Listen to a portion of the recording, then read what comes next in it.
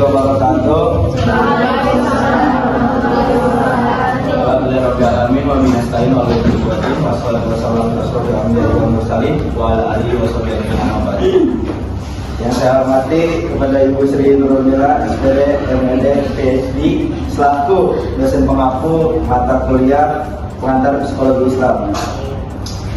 Perkenalkan, nama saya Muhammad Fikri Syafid Daus. Nama saya Hanifah Muhammad Isma. Nama saya Wafika Zinda. Saya Zakira Nisa. Saya Nazwalia Putri-Mareka. Baik, di sini kami dari kelompok 5 ingin menjelaskan tentang obsesif compulsive disorder atau bisa disingkat dengan OCD. Baik, sebelum kita membahas lebih jauh mengenai OCD, kita harus tahu dulu nih apa itu OCD ya. OCD itu merupakan masalah mental yang dimana pengendap itu melakukan suatu kegiatan atau suatu tindakan secara berulang-ulang atau pemikiran yang seharusnya tidak ada tapi terus saja muncul gitu. Nah, hal ini itu tidak dapat dikontrol secara langsung oleh pengidapnya. Nah, makanya ini dapat mempengaruhi kehidupan sehari-hari gitu ya, dan bisa menyebabkan stres. Yang saya dapat dari jurnal Kedokteran Profesi Departemen Pendidikan Kesehatan Jiwa bahwa gangguan obsesif kompulsif OCD adalah yang diperkirakan mempengaruhi 1% hingga 3% individu sepanjang hidup mereka. Gangguan kejiwaan ini ditandai dengan obses ya. Gimana sih kalau kalian obses itu? Misalnya kalian obses sama belajar, maksudnya kalian melakukan belajar secara berulang-ulang gitu kan. Dan bisa menghabiskan banyak waktu dan menyebabkan tekanan dan gangguan pada pengidapnya gitu ya. Obses muncul pada pikiran, dorongan atau gambaran mental yang mengganggu dan berulang sulit dikendalikan seperti yang tadi disampaikan gitu ya.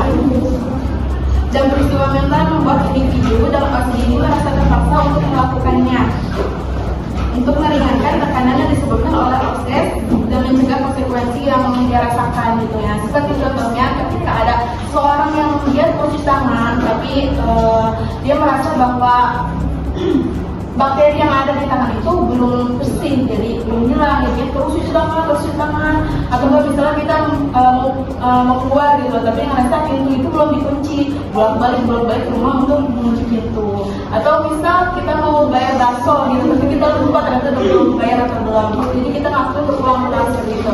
Nah ini kan kalau kita lakukan dalam jangka panjang atau keseringan, itu kan dapat menyebabkan stres juga gitu. Nah, baik untuk penjelasan lanjutnya penjelasan oleh ini. Selanjutnya di sini ada jenis-jenis. Di sini tuh jenis-jenis OCD ada yang utama dan ada yang lainnya. Nah, yang utama ini ada yang pertama contamination. Nah, jenis ini biasanya penderita merasa terganggu dengan perasaan tidak nyaman yang berkaitan dengan penularan atau kontaminasi kotoran. Nah, contohnya itu kayak si penderita ini mungkin merasa tangannya kotor setelah menyentuh eskalator atau khawatir bahwa tangan yang dianggap terkontaminasi tersebut menyebarkan kuman kepada orang lain. Jadi, untuk menghilangkan perasaan itu, si penderita ini bahkan mencuci tangannya berulang kali selama berjam-jam hingga penderita merasa lebih baik. Nah, yang kedua ini ada genuine compulsion. Jenis ini ditandai dengan pikiran yang intens atau obsesi terkait dengan ketakutan membahayakan, merusak, serta merugikan diri sendiri atau orang lain. Nah, akibatnya penderita akan melakukan tindakan pengecekan berulang untuk meredakan rasa takut dan tertekan yang dialaminya. Sebagai contohnya itu kayak penderita ketika ingin keluar rumah, si penderita ini takut rumahnya akan terbakar kalau ditinggal. Nah, jadi dia si penderita ini akhirnya akan melewati bagian depan rumah secara berulang-ulang sebelum benar-benar pergi untuk memastikan bahwa tidak ada api di rumahnya. Nah, yang ketiga ini ada hoarding disorder. Penderita ini memiliki obsesi untuk menimbun barang-barang yang sudah tidak digunakan atau bahkan sampah di dalam ruangannya. Nah, akibatnya kondisi ini dapat menyebabkan ruangan dipenuhi dengan barang sehingga penderita kesulitan untuk tinggal di dalam ruangannya. Nah, yang keempat ini ada obsession without visible compulsion.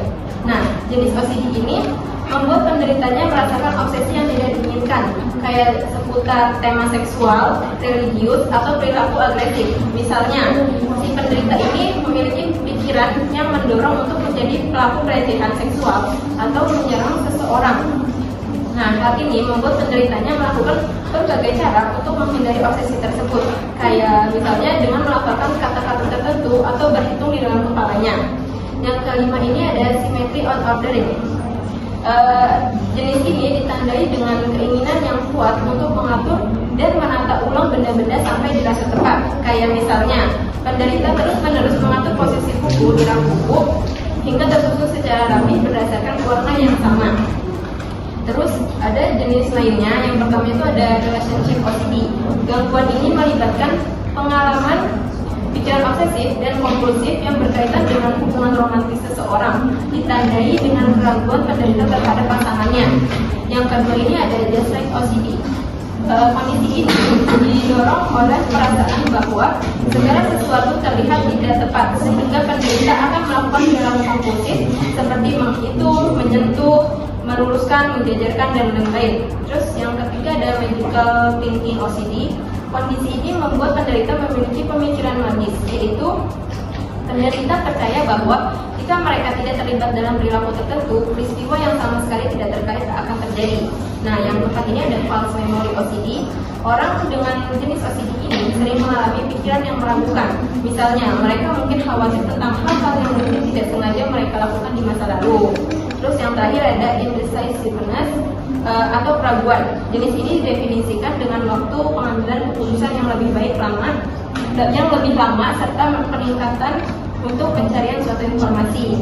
Nah, selanjutnya ada gejala-gejala yang sudah rekan saya. Baik, di sini ada gejala OCD, yaitu bervariasi, tetapi pada umumnya mencakup pikiran obsesif dan perilaku kompulsif. Nah, di sini yang pertama itu ada takut terkontaminasi. Nah, takut terkontaminasi itu seperti kita takut terkena kuman, terus takut kena kotoran atau penyakit. Nah, yang kedua itu perlu simetri. Segala sesuatu itu harus simetris atau teratur. Nah, yang ketiga itu pikiran agresif, pikiran mengerikan tentang melukai diri sendiri atau orang lain. Nah, yang keempat itu pikiran seksual, gambar atau pemikiran seksual yang mengganggu. Yang kelima itu hal berulang, pikiran yang berulang tentang suara, gambar, kata-kata atau angka tertentu. Yang terakhir itu benar atau salah, pikiran berlebihan tentang moral, agama atau benar atau salah. Nah, yang selanjutnya itu ada gejala kompulsif, yaitu mencuci tangan berlebihan. Nah, ini tuh bakal cuci tangan terus-menerus sampai tangan dia tuh lecet-lecet atau mengkerut gitu. Dia tuh bakal cuci tangan terus. Terus juga membersihin rumah, membersihin peralatan rumah tangga berulang kali. Jadi misalkan kita ngepel, kurang bersih, lanjut lagi ngepel lagi terus sampai benar dia tuh ngerasa puas bersih gitu. Terus juga ada memeriksa pintu kompor yang tadi udah dikasih tahu Manifa, pintu sebelum berangkat itu diperiksa berulang kali. Terus mengatur atau menata barang dengan cara tertentu. Jadi misalkan kita misalkan naruh barang tuh harus benar-benar kelihatan bagus lah, rapi menurut kita gitu.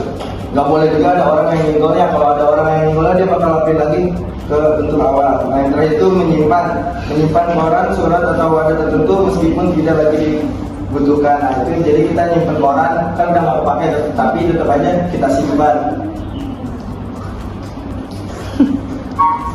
Bicara emosi, rasa merasa kurang atau bahkan tidak pernah merasa bersih ketika mencuci tangan sehingga Anda akan melakukannya berulang kali. Patterns menyerang penderitanya untuk selalu memeriksa sesuatu berulang kali. Simetri dan order mengalami fokus untuk mengatur setiap hal secara berurutan, rapi, simetris, dan sejajar. Contohnya, Anda tidak melangsungkan jika barang yang telah Anda rapikan disentuh dan diubah posisi oleh orang lain.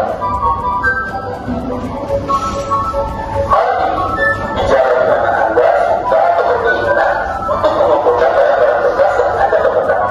Anda berpikir bahwa barang itu penting dan akan berguna bagi Anda ke depannya.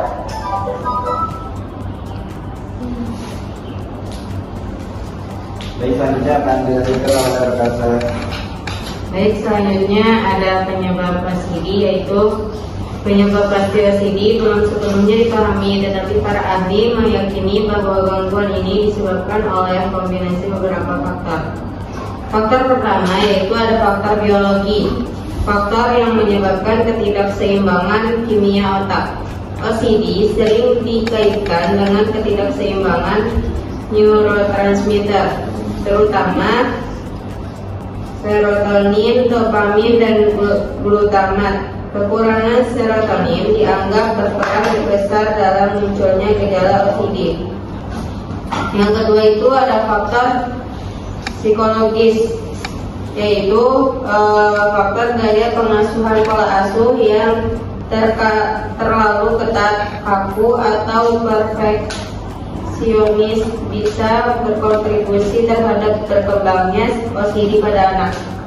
Yang ketiga yaitu ada faktor lingkungan atau faktor yang menyebabkan stres lingkungan kehidupan yang penuh tekanan, perubahan besar, atau pengalaman menyakitkan seperti kehilangan orang terdekat dapat menjadi pemicu OCD. Dan yang terakhir ada faktor perkembangan. Faktor ini menyebabkan usia awal onset OCD sering mulai muncul pada masa kanak-kanak atau remaja dan semakin dini muncul. Semakin besar kemungkinan faktor genetik berperan. Selanjutnya akan dijelaskan oleh rekan saya. Di sini ada cara mengatasi OCD. Yang pertama itu konsultasi ke psikolog atau psikiater. Jadi pasien OCD ini hendaknya konsultasi dulu nih ke psikolog atau psikiater terdekat agar bisa diberi arahan untuk tindakan selanjutnya. Yang kedua, psikoterapi dengan terapi perilaku kognitif alias cognitive behavioral therapy dan exposure and response prevention. Psikoterapi ini dilakukan oleh psikiater dengan membimbing pasien untuk mengenali perasaan, pikiran, serta kondisi yang dialaminya. Salah satu psikoterapi yang biasa dilakukan untuk pengobatan OCD adalah terapi perilaku kognitif. Nah, terapi ini membantu individu untuk mengenali dan mengubah pola pikir yang tidak sehat serta perilaku kompulsif. Adapun terapi exposure response prevention ini merupakan terapi pertama untuk pasien OCD di mana seseorang dihadapkan dengan pemicu obsesinya dan dilatih untuk menahan diri agar tidak melakukan ritual kompulsif. Contohnya, jika pasien OCD sering mencuci tangan berlebihan, maka ia akan disuruh menyentuh benda yang dianggap kotor, tetapi tidak boleh langsung mencuci tangan. Dengan terapi ini, lama-kelamaan kecemasan pasien OCD akan berkurang dan nantinya ia bisa mengendalikan perilaku kompulsifnya itu. Yang ketiga, cara mengatasi OCD ini ada terapi obat antidepresan. Obat untuk OCD biasanya berupa antidepresan yang menargetkan peningkatan kadar serotonin dalam otak. Jenis-jenis obat yang digunakan itu ada selektif serotonin reuptake inhibitor dan triklik antidepresan. Tetapi efek obat ini biasanya baru terlihat setelah 6-12 minggu penggunaan. Yang keempat itu ada terapi alternatif seperti deep brain stimulation dan transcranial magnetic stimulation. Terapi stimulasi otak ini sebenarnya memiliki risiko dan efek samping seperti sakit kepala, pendarahan di otak, hingga stroke. Nah, terapi stimulasi otak ini biasanya dipertimbangkan lagi sama pasien OCD karena risiko dan invasivitasnya yang lebih tinggi. Dan yang kelima itu ada mengatur pola hidup dengan rutinitas harian yang terstruktur. Pasien OCD ini hendaknya membuat planning dalam kehidupannya sehari-hari agar lebih terstruktur. Lalu juga dapat mengelola stres dan relaksasi seperti latihan pernapasan, meditasi, ataupun yoga yang bisa mengurangi kecemasan. Lalu olahraga yang teratur, tidur yang cukup, pola makan yang sehat, serta mencari dukungan sosial seperti banyak berbicara dengan keluarga dan teman dekat pasien OCD tersebut agar dapat memberikan dukungan emosional dan mengurangi beban mental akibat OCD.